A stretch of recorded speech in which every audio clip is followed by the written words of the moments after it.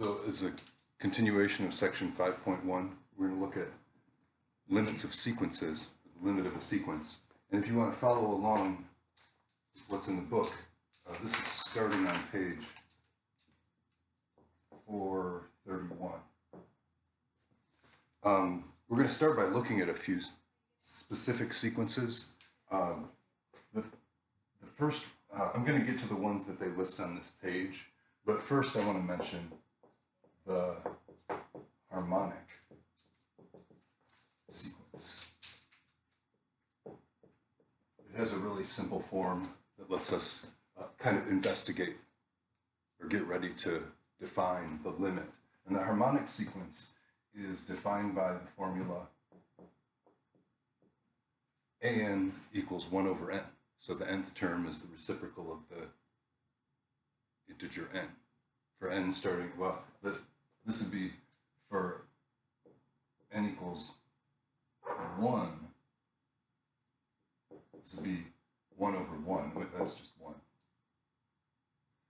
The second term would be a2. That's 1 over 2. The third term is 1 over 3. And so on. 1 over 4, 1 over 5. And so what's happening, these denominators are getting larger. It means that the terms are getting smaller, getting closer to 0. So we'd say that 1 over n gets closer to 0 as the n gets really large, as n goes to infinity. We've seen this kind of expression before with x, the continuous real variable going to infinity. This is pretty similar, except it's just 1, 2, 3, 4, 5, 6, 7, 8, counting the whole positive integers, the whole numbers. So the harmonic sequence just comes up a lot as an example, and it's very simple. That's the advantage. The next one I want to mention is the halving sequence. So halving. We're going to start with, I like to start it with,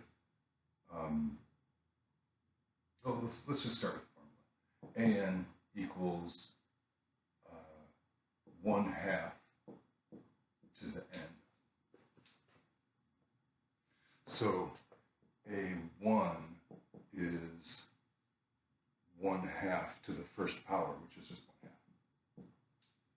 1/2. A2 is 1/2 to the power 2. 1/2 squared is 1/4. A3 is 1/2 times 1/2 times 1/2. A4 is 1/16, and you get the idea, 1/32, 1/64, and so on. So the halving sequence, each successive term is half as much as the previous term, or the previous term times 1/2. And that's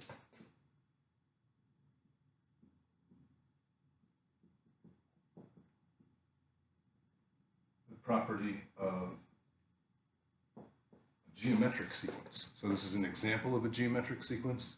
I think it's one of the simplest ones. Let's look at what this does. Actually, let's look at a couple different ways of writing it first. So 1/2 to the nth power is 1 to the nth over 2 to the nth, using the property of exponents. So 1 to the nth is just 1, and 2 to the nth is 2 to the nth. Another way to write it is 1 over 2 to the nth power. And you can see that the first power, 2 to the first power, 2 squared, 2 cubed, 2 to the fourth. The power of 2 increases, the exponent increases with each term. Another way to write that is 2 to the negative n. Using negative exponents. I like that way because it's really short and compact. Anyway, what I want to look at, though, is, let's just look at it as 1/2 to the n, the original one. It gets smaller and smaller as n increases. So, and it's always positive, but it's getting halving each time. It's getting closer and closer to 0 as n goes to infinity. It's another example of a limit that's 0. Now these are two different sequences. They have the same limit. Coincidence?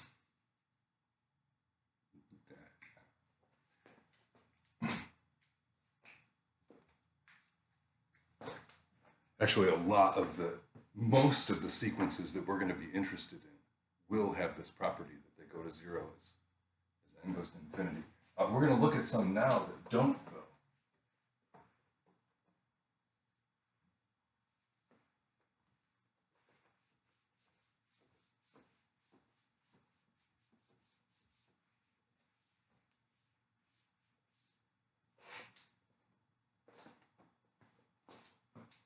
And this is following from the page 431. For part A, they give us the sequence defined by the formula 1 plus 3n.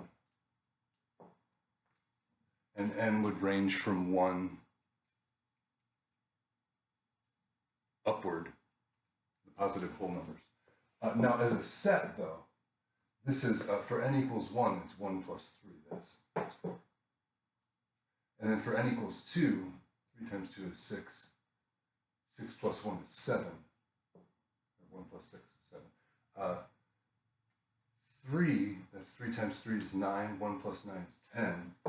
And 13 and 16. It's really just, they're increasing by 3 each time. This is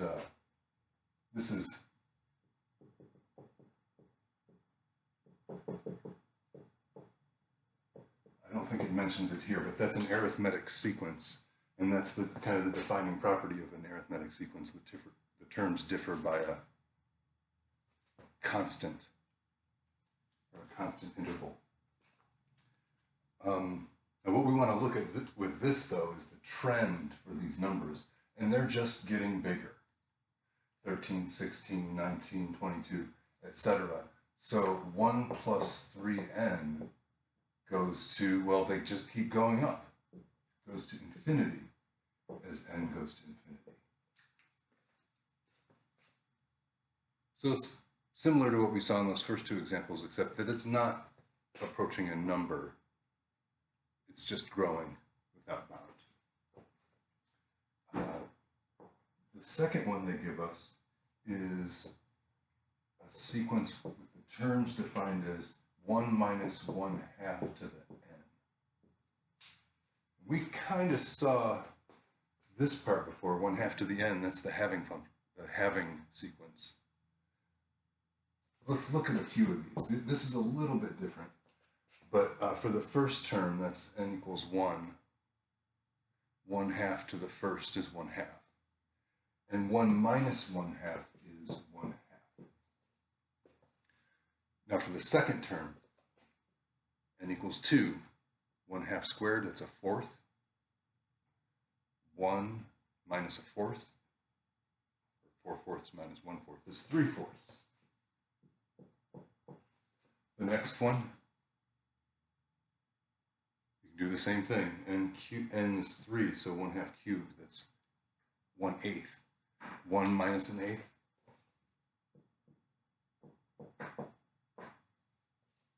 And you can probably see the pattern. I'll point it out. They've got one more term. The next one is 15/16. But the denominators are powers of 2. 2, 4, 8, 16, 32. What's happening is we're subtracting 1 over a power of 2 from 1. So that's whatever that power of 2 is over itself. So upstairs we've got 2 to the nth minus 1. And downstairs is just 2 to the nth. 2 squared minus 1 over 2 squared. 2 cubed minus 1 over 2 cubed. And so on. You can play around with it and make some more terms, but the fancy thing about this is that this sequence does something that we haven't seen yet. It approaches a non-zero real number. the easiest way to see it, I think, is to know that what we saw with the halving function is going to 0. And if we take 1 minus something that's going to 0 as n grows large, then that whole expression is going to get closer and closer to just that number 1. This part's going away. That goes to 1 as n goes to infinity.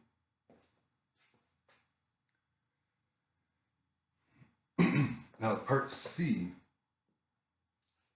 is given by this formula, negative 1 to the n. That's it. Negative 1 to the n. If I put it as a list of numbers, though, so my set with the dots here is kind of a list. I'm just writing it as this is the sequence listed, this is the sequence formula. I've got this formula. What's my first term? Well, if n equals 1, then I've got negative 1 to the first, negative 1. If n equals 2, negative 1 squared is positive 1. Negative 1 cubed, negative 1. And so on. It alternates between starting with negative 1 and 1, and negative 1 and 1, and negative 1, just back and forth between the two forever. Negative 1 to the n does not approach a single value.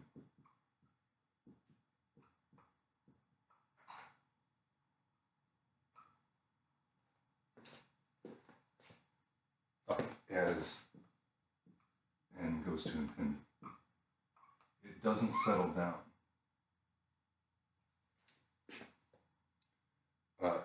In that respect, it's got more in common with this first sequence, 1 plus 3 to the n that's going to infinity. It's not settling down to an individual value either. It's just getting larger and larger and larger. This one's it's not really getting larger. Its absolute value is always 1, but it's not settling down to a single value. It's going back and forth. And then finally, this next sequence has something in common with what we saw as the harmonic sequence, 1 over n. And this last one that we just looked at, the alternating sequence starting with negative 1 going to 1, negative 1, 1. I don't know if there's a name for this, but alternating is definitely what that is. It alternates between those two values. So we're going to see something like that in this next example, part D.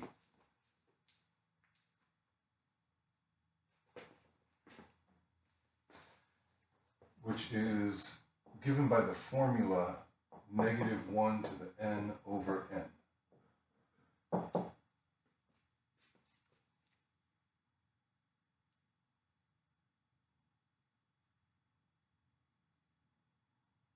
So let's look at a few terms of this. For n equals 1, negative 1 to the 1, the first is negative 1. And then n is 1, negative 1 over 1 is just negative 1. For n equals 2, negative 1 squared is positive 1. And then n is 2, so positive 1 over 2. The next one, the third term, n equals 3. Negative 1 cubed is negative 1 over is 3. So negative 1 over 3. Then 1 over 4. Then negative 1 over 5. And so on. And you can probably see the pattern from the list now. The harmonic series, the harmonic sequence is there. 1, 1/2, 1/3, 1/4, 1/5, 1/6. That's because of the n in the denominator. And then the alternating series is also there because it's negative, positive, negative, positive, negative, because the negative 1 to the n makes the sign alternate. Now this one does converge as the harmonic series did.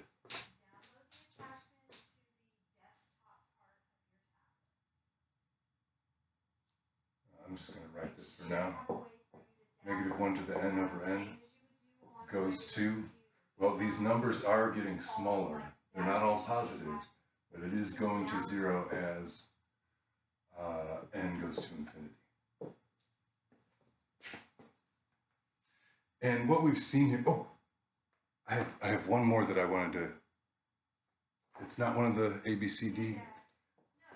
It's the sequence, this will be a bonus sequence. Free of charge. So this one is defined by the formula 1 over n squared. Now we did 1 over 2 to the n earlier. 1 over n squared is a totally different thing. The n is the base. The one we did earlier, the n was the exponent. So let's list out a few terms of this and we'll see. Well, the first term, 1 squared is 1, and then 1 over 1 is 1. That's the first number. For n equals 2, 2 squared is 4, so 1 over 4. When n equals 3, 3 squared is 9, so 1/9. And you can probably see that these are the reciprocals of the squares. So 1 is the first square, 1 over 1 is 1. But 2 squared is 4, and the reciprocal of 4. 3 squared is 9, reciprocal of 9. And then just got the reciprocals of the squares. You can see it in the formula. But also, these are all positive and they're getting smaller and smaller. 1 over n squared goes to smaller and smaller and smaller, 0 as n goes to infinity. And so we've seen these, I think, 7 examples of sequences and the long-term behavior of each one. And this kind of motivates the definition of a limit. I'm not going to write this entire definition out. I'll refer you to the page if you want to read the whole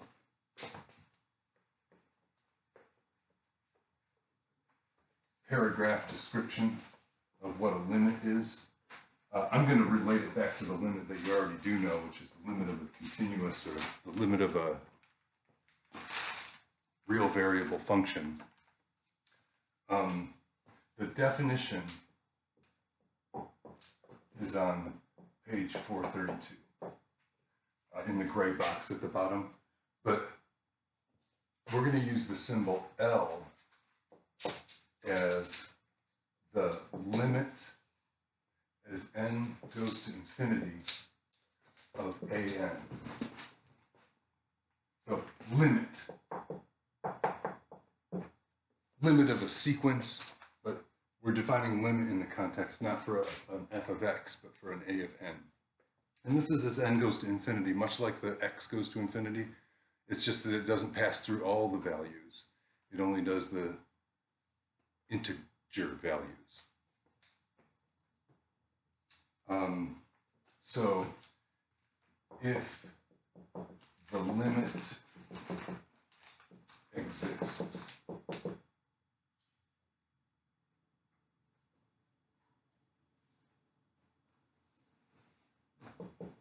the sequence an is convergent.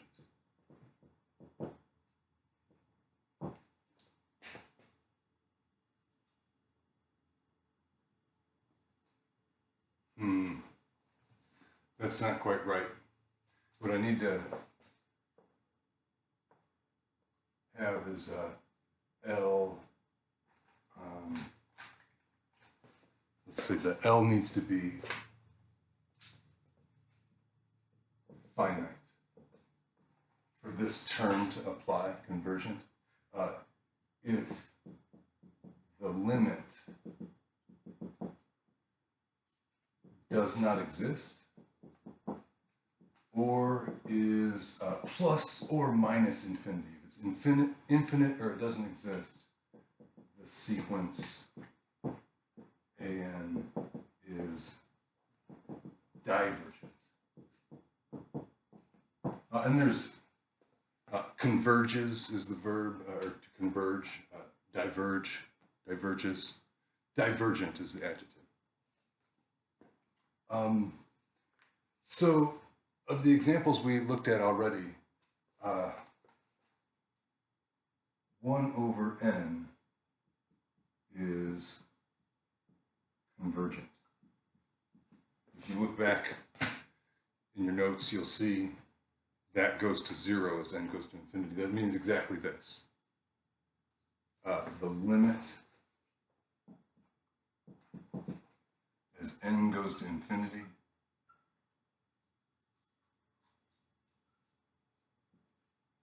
of 1 over n is equal to 0. And that's my L, this 0 in the case of this sequence.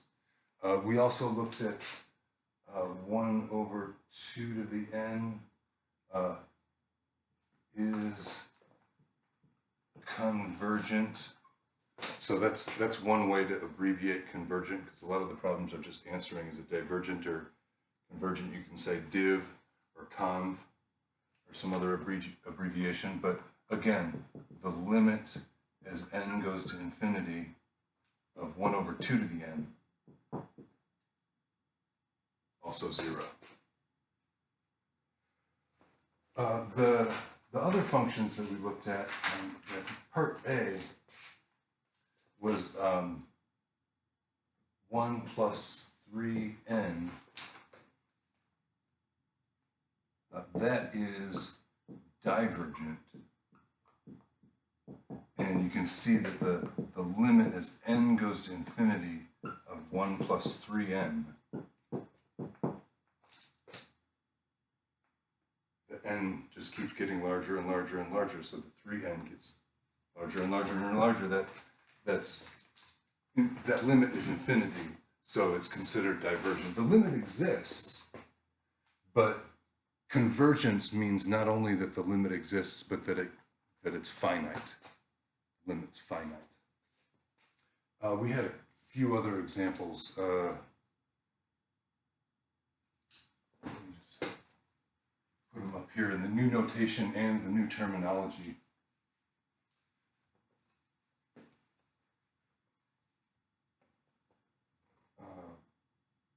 1 minus 1 over 2 to the n. Remember that one. That's 1/2, 3/4, 7/8. You're subtracting a smaller and smaller fraction each time. So it's getting closer and closer to 1.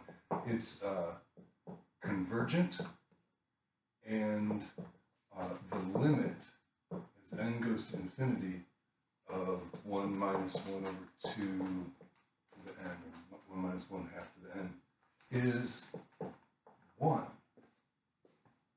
So this part, as n grows large, this part is shrinking away, leaving behind that kind of a residue of 1.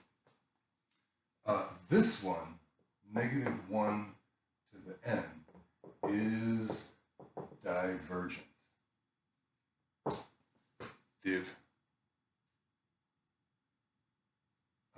In this case, the limit does not exist. Just keeps going back and forth between those two values, -1 and 1.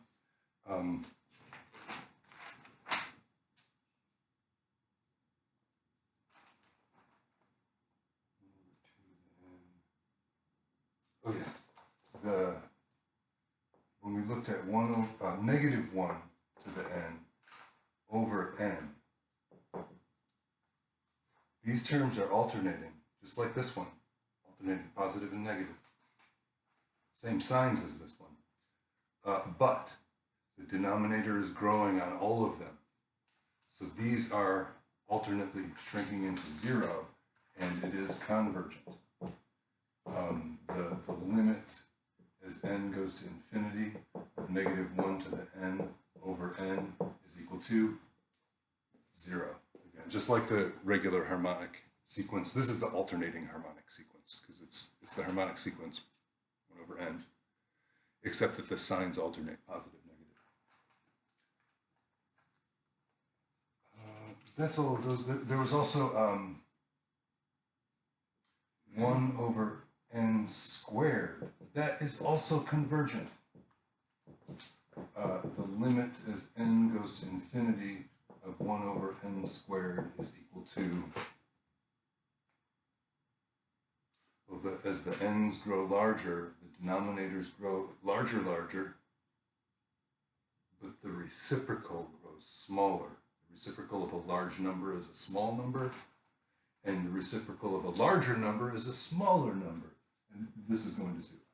The limit's equal to 0.